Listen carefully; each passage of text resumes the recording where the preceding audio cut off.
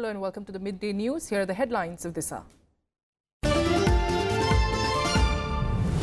Prime Minister Modi gives a 5P formula for growth in Uttar Pradesh, announces Defence Industrial Corridor in the state at the UP Investor Summit in Lucknow, says the project has potential to attract investment worth over 20,000 crore rupees and create 2.5 lakh job opportunities. Centre opposes PIL in probe into Punjab National Bank fraud case in the Supreme Court. Apex Court fixes next hearing for 16th of March. CBI arrests a general manager ranked officer of PNB in the multi-crore fraud, while it also questions Rotomac promoter in connection with the alleged Bank of Baroda fraud.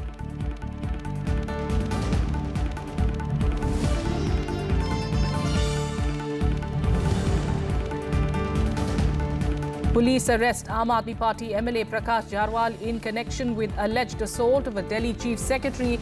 Another Aam Aadmi Party MLA is detained. Centre seeks report from Delhi Lieutenant Governor. BJP and Congress demand strict action, while AAP calls it a conspiracy.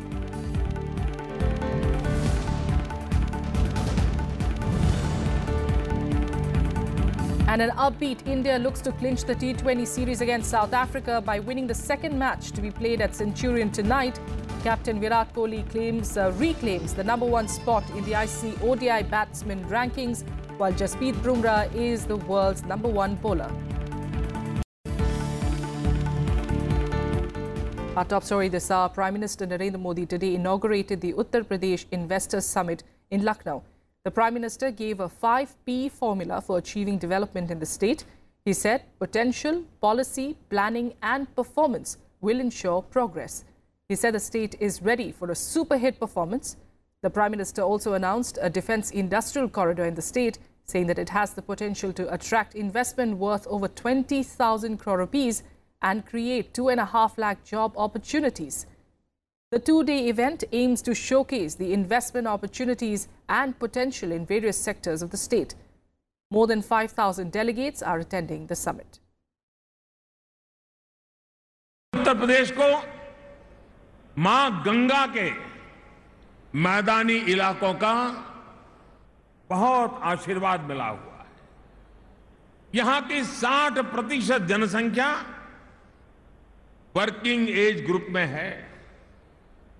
इस economic और demographic dividend की अगर शक्ति का सही इस्तेमाल, मुझे विश्वास है कि यूपी को कई नई ऊंचाइयों को पार करने की एक नई ऊर्जा देगा, ताकत देगा और पहुंचा करके रहेगा।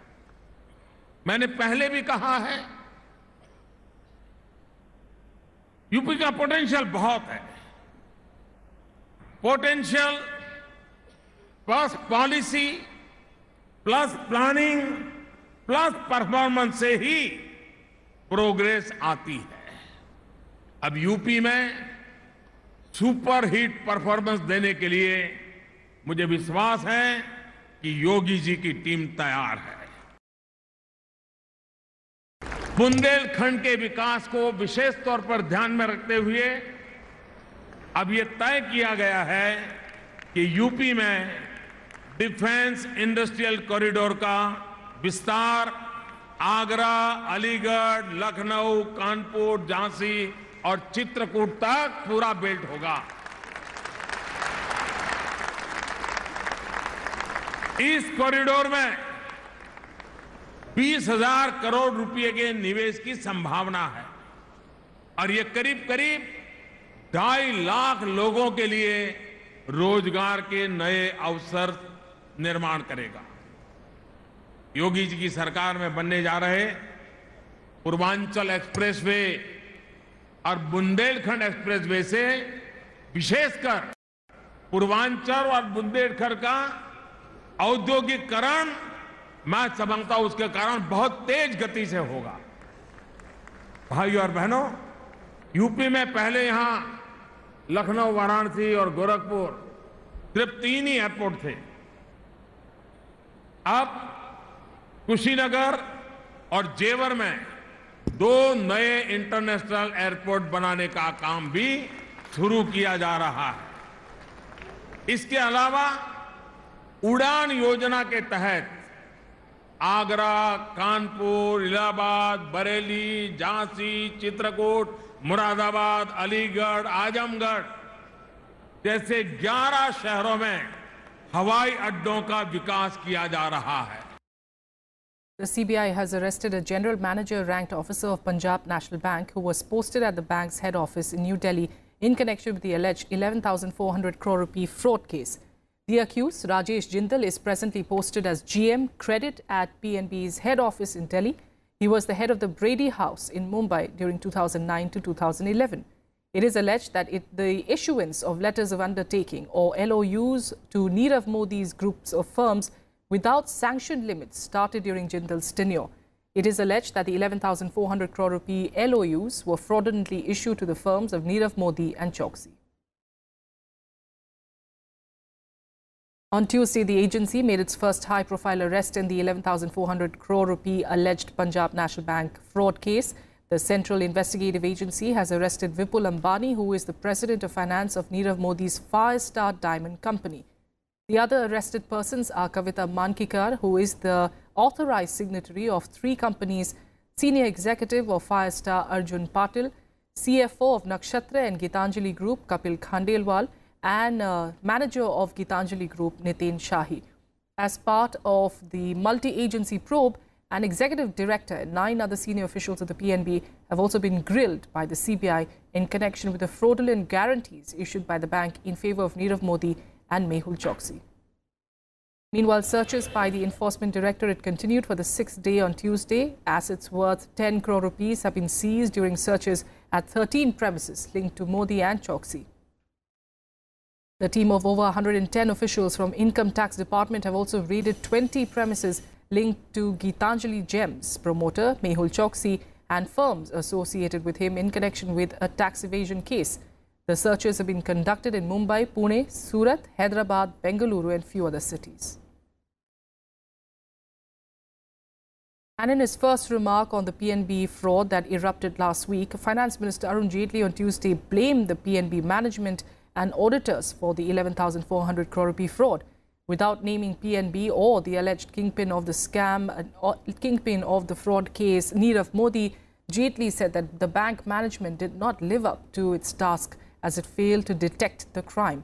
He further added that the state will chase down whosoever cheats the banking system. If both internal and external auditors really have looked the other way or failed to detect, then I am sure the profession of chartered accountants itself and those who control the discipline of that profession itself will start introspecting and seeing what are the legitimate actions which are to be taken. And of course, there is also an important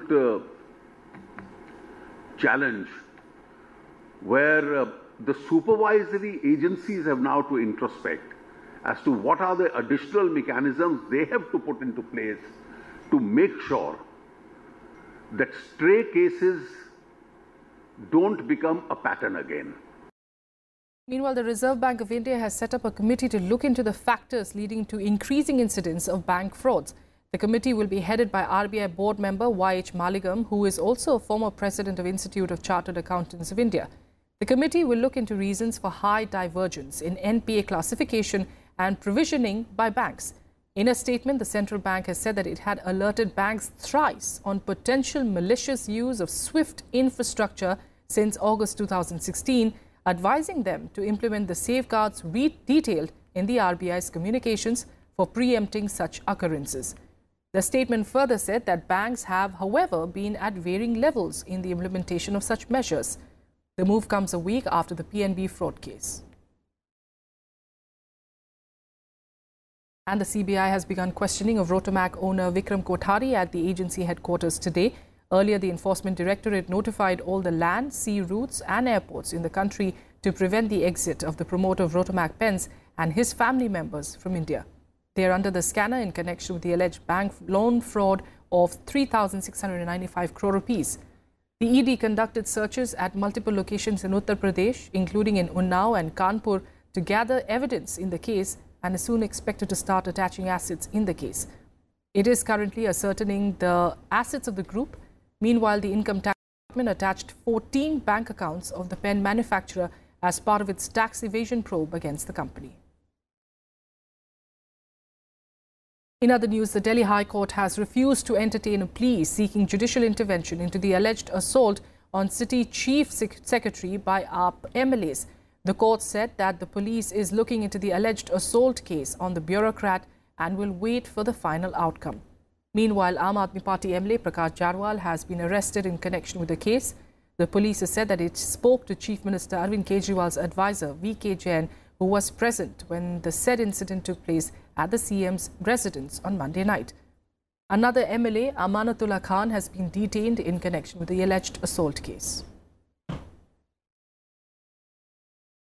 विधानसभा सदस्य श्री प्रकाश जारवाल को हमने गिरफ्तार किया है और आगे तहकीकात जारी है।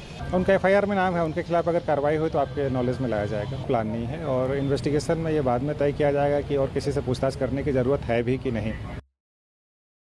Meanwhile, the centre has sought a report from Delhi Lieutenant Governor Anil Baijal on the incident. In a communication, the Home Ministry has asked the LG to submit a detailed report on the alleged attack on bureaucrat Anshu Prakash at the residence of the Delhi Chief Minister Arvind Kejriwal on Monday night.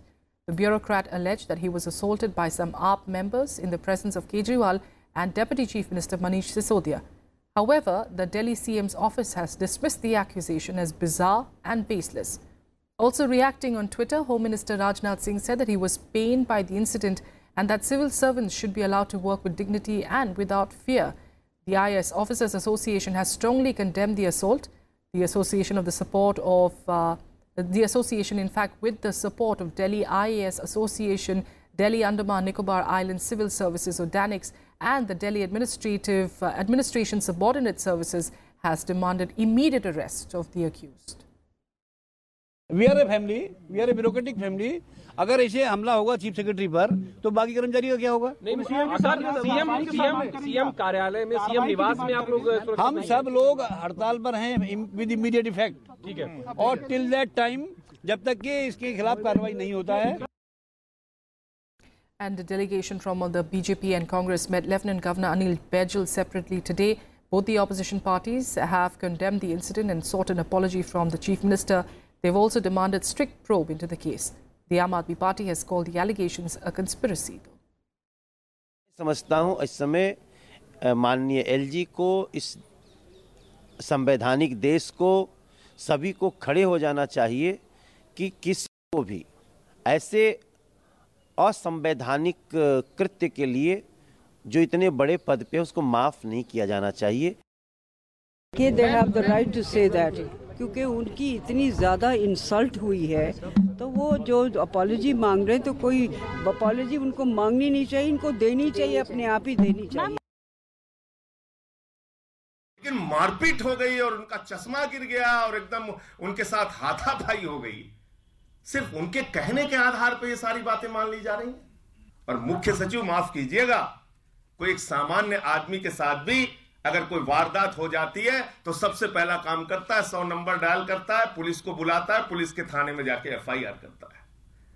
रात की घटना उनके साथ हो जाती है, सुबह तक वो कुछ नहीं करते हैं, सुबह तक कोई कार्रवाई नहीं होती है. फिर एक सुनियोजित तरीके से प्लानिंग बनाई जाती है, एक षड्यंत्र के तहत पूरे मॉब को इकट्ठा किया जाता है दिल्ली सचिवालय के अंदर. Well, this incident coming just weeks after, in fact, the Aam Aadmi Party in Delhi completed 3 years ahead of the 2019 general elections. The party has indicated the party's political strategy. In an exclusive interview to Rajya Sabha TV, the newly inducted Member of Parliament in the Upper House, Sanjay Singh, has said that his party will not align with any political party with whom they have spoken against in the past. He also said emphatically that his party will not tie up for political arithmetic but will join forces on the basis of issues. मेरा ये सवाल है कि arithmetically अगर ये ज़रूरत आएगी कि सारे विपक्षी दलों को एक होना पड़ेगा तो आप क्या उस समय ये बोलेंगे कि आप कांग्रेस से हाथ नहीं मिलाएंगे या लेफ्ट से हाथ नहीं मिलाएंगे या बीएसपी से नहीं हाथ मिलाएंगे? हाथ तो मिलाना पड़ेगा ना. आप ऐसे गठबंधन, जिन गठबंधनों से पार्टी कहीं किसी सवालों के घेरे में ना आए, उसके बारे में निश्चित रूप से हम लोग विचार कर सकते हैं, जैसा हमने पंजाब में किया. एक उदाहरण मैंने आपके सामने रखा. लेकिन जिन गठबंधनों की के खिलाफ हम बोलते रहे हैं, जिन पार्टियों के खिलाफ हम बोलते रहे हैं, उनके साथ जाने का तो कोई मतलब नहीं है. And you can watch the entire interview tonight at 10 p.m. on Rajya Sabha TV's flagship program, To the Point. We'll take a quick break here. Be back with more news in a bit. Stay with us.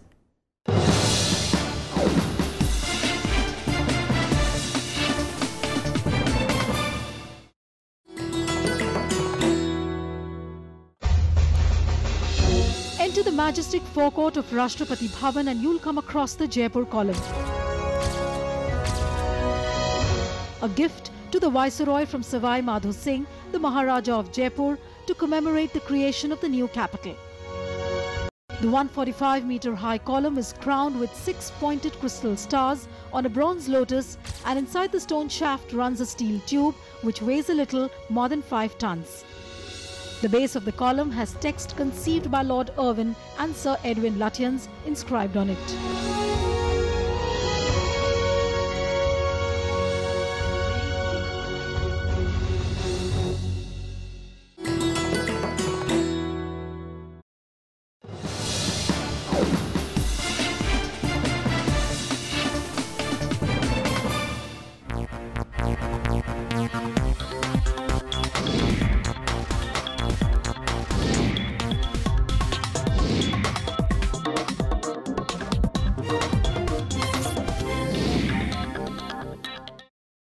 The countdown to the assembly elections are on in Nagaland and campaigning is on in full force. Even after 54 years of statehood and 12 assembly elections, Nagaland is yet to see any woman representative in the assembly. This time, 5 women are in fray from different political parties. Now, interestingly, the freedom that women of Nagaland have in society hasn't somehow reflected in its politics. Panchanan Mishra has this special report. Kohima, the capital of Nagaland, where women are empowered. They get to participate equally in the social structure, contribute to the economy, and also have the freedom to choose their own life partner. Ironically, there is no place for them in politics. That is probably the reason why Nagaland Assembly has not seen any representation by women. Women rights activists say patriarchy is the norm in the state. Basically, Naga society is much more patriarchal than even other patriarchal societies. It is a very strong patriarchal society.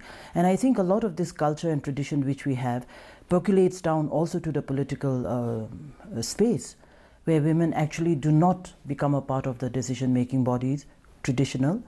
If you look at the tribal ho-hos, if you look at the village councils, you don't find women, very few. And therefore, even in politics, they may be strong supporters, they may be active in politics, but very often at the highest decision-making body, you'll hardly find women being made members of these kind of bodies, you know. This year, there are 5 women in the fray out of a total of 195 candidates. Wideu Krono and Mangyang Pula are contesting on the National People's Party tickets from Dimapur 3 and Noksen Assembly constituencies. Rakhila is a BJP nominee from Tunsang Sadar 2 seat. Awan Konyak of the newly formed Nationalist Democratic Progressive Party is fighting the election from Aboi seat, and Rekha Rose Dukru is an independent candidate from Chizami constituency. The ruling Naga People's Front, however, has not fielded any women candidate this time. It is nothing personal about this particular not giving NPF ticket. It's all about the people. We are working for the people only.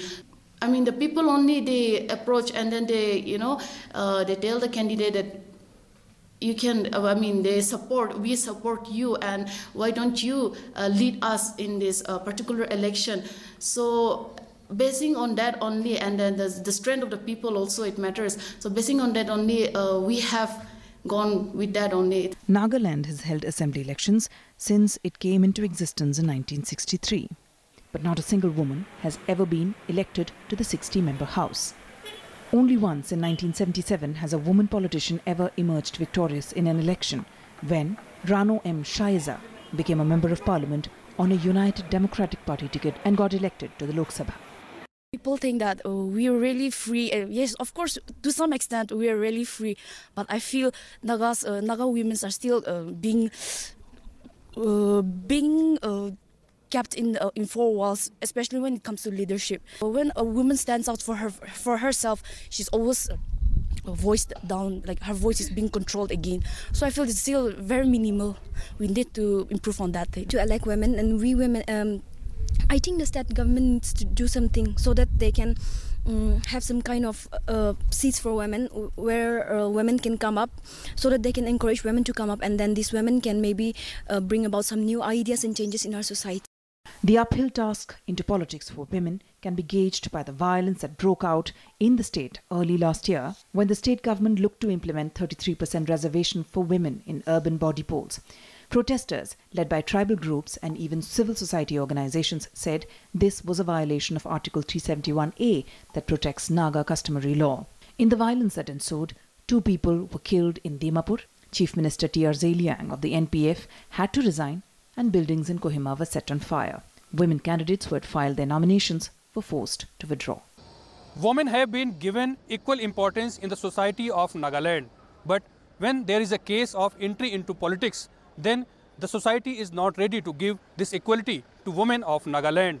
But it has to be seen that this time, out of 195, these 5 women candidates can break this jinx or not. In Kohima, with Raj Thakur, this is Panchanan Mishra for Rajya Sabha TV. Well, Panchanan Mishra has been tracking all developments across Nagaland from Kohima. He's now reached Konoma and joining us now from there live.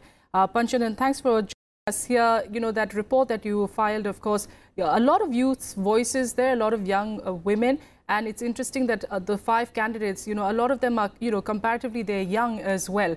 Is that the sense that you get on the streets as well, that, you know, they need a change in society, they need a change at least in Nagaland politics?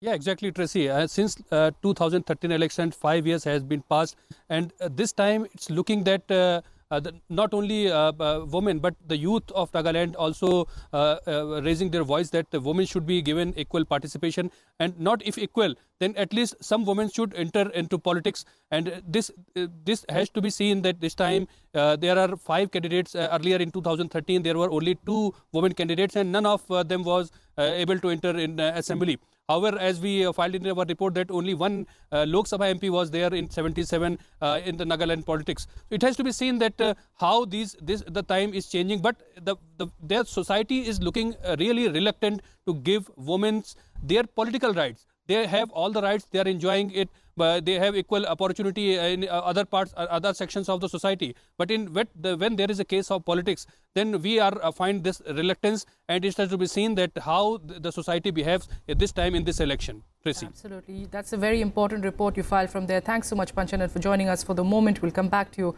for more updates from the state. Meanwhile, let's head on to Meghalaya, and on the second day of his visit, Congress President Rahul Gandhi will address a public meeting at the Chadpaku football ground in Jawai. The Congress President is holding a roadshow in Shillong. On Tuesday, Rahul Gandhi hit out at the BJP-led central government, alleging, in fact, that it actively participated in corruption by allowing bank loan defaulters Vijay Mallya and Nirav Modi to escape the country. The Congress chief also criticized the centre's offer to beautify the churches and religious institutions in the state, referring to the ruling BJP-NPP alliance in neighbouring Manipur. The Congress president accused it of running the state with ill-gotten money and power. He also urged tribals of the state to teach the Saffron Party a lesson in the February 27th State Assembly polls. And in other news now, Bharatiya Janata Party MLA Lokendra Singh was killed in a road accident in Uttar Pradesh's Sitapur today. Lokendra Singh's SUV rammed head-on with a truck coming from the opposite direction. While the driver and Singh were killed on the spot, the 2 police gunners died during treatment at a nearby medical facility. Prime Minister Narendra Modi has condoled his death and remembered his hard work towards building the BJP in Uttar Pradesh. In Rajasthan, 58-year-old BJP MLA Kalyan Singh Chauhan died after prolonged illness in Udaipur today. Chauhan, who represented the Nathdwara constituency in the assembly, was admitted to a private hospital in the district and died earlier today. BJP State President Ashok Parnami condoled the death, saying that it was a loss to the party. And down south, veteran actor Kamal Haasan is set to launch his political party today. The actor visited former President late Dr. APJ Abdul Kalam's house in Rameshwaram earlier today. He interacted with the fishermen community there. Hassan will be marking his political debut following a function in Madurai later in the evening. He will announce the party's name and hoist the party flag there. Hassan says that he aims to change the political scenario of Tamil Nadu, which has lately been in turmoil following the death of Chief Minister J. Jayalalitha of the AIADMK.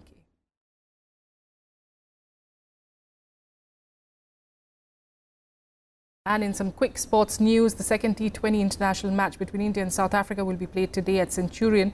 The men in blue won the first T20 international at Johannesburg by 28 runs, and a victory in the second match will see them wrap up another series win on this tour. A highly competitive 1-2 loss in the tests, followed by a comprehensive 5-1 ODI triumph, has made for quite a rollercoaster tour so far, and the Indians would be aiming for a happy end with a T20 victory. The win would also help India climb up the ICC T20 rankings and take up second spot behind Pakistan. The match begins at 9:30 tonight.